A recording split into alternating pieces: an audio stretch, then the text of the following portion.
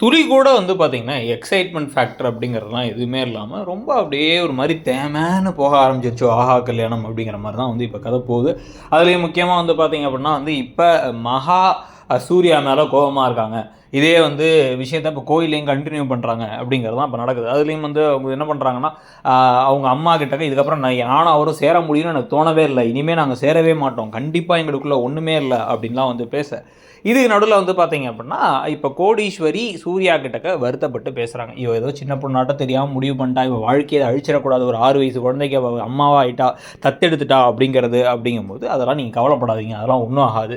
இனிமே மகாவுக்கு எதுனாலும் நான் இருக்கேன் அப்படின்னு சூர்யா ஒரு பக்கம் சொல்ல, இன்னொரு பக்கம் வந்து பார்த்தீங்கன்னா, ஐஸ்வர்யாவ காக்கா பிடிக்கிற வேலையில சித்ராதேவி டீ எல்லாம் போட்டு வந்து குடுத்து, இதுக்கப்புறம் வந்து கௌதமுக்கே உன்ன அவ்வளோ பிடிச்சிருக்கு. நானும் மாறிட்டேன். நம்ம எல்லாம் ஒண்ணா இருக்க போறோம். பரவால்ல ஒரு குழந்தைய அவங்க தத்தெடுத்திருக்கா அவங்க அக்கா. ஆனா ஒரு பக்கம் நல்லா இருந்தாலும் உன்கிட்ட கேட்டிருந்திருக்கலாம். அவ கொஞ்சம் அவளா முடிவெடுக்க கூடாதுன்னு கொஞ்சம் லைட்டா செண்டு முடிக்கிற வேலைலாம் வந்து பார்த்துட்டு இருக்காங்க. ஸோ இப்போ இது எல்லாத்துக்கும் நடுவுல இப்போ வந்து பார்த்தீங்கன்னா, அழகி என்ன சொல்றாங்கன்னா, நம்ம 2 பேரும் சேர்ந்து தான் திருப்பி ஒண்ணா போணும். அப்பா, அம்மா ஒண்ணா தான் இருக்கணும். 3 பேரும் ஒண்ணா தான் இருக்கணும் அப்படின்லாம் வந்து சொல்ல, சரி ஓகேன்னு மகா ஒத்துக்கிறாங்க. ஸோ அதனால இவங்க சேர்ந்து வராங்க அப்படிங்கிறது தான் நடக்குது. ஸோ இத தாண்டி வேற ஏதாச்சும் முக்கியமா சூப்பரான விஷயங்களா நடக்குது அப்படின்னு பார்த்தா, எதுவும் பெருசா நடக்கவே இல்ல. இவர் தான் கூட்டு வந்தாரு சூர்யா அப்படிங்கிறத வச்சு மகா கோவப்பட்டது. பொய் சொல்றாரு அவரு அப்படிங்கிறது இதெல்லாம் மட்டுமே தான் நடந்துகிட்டு இருக்கு.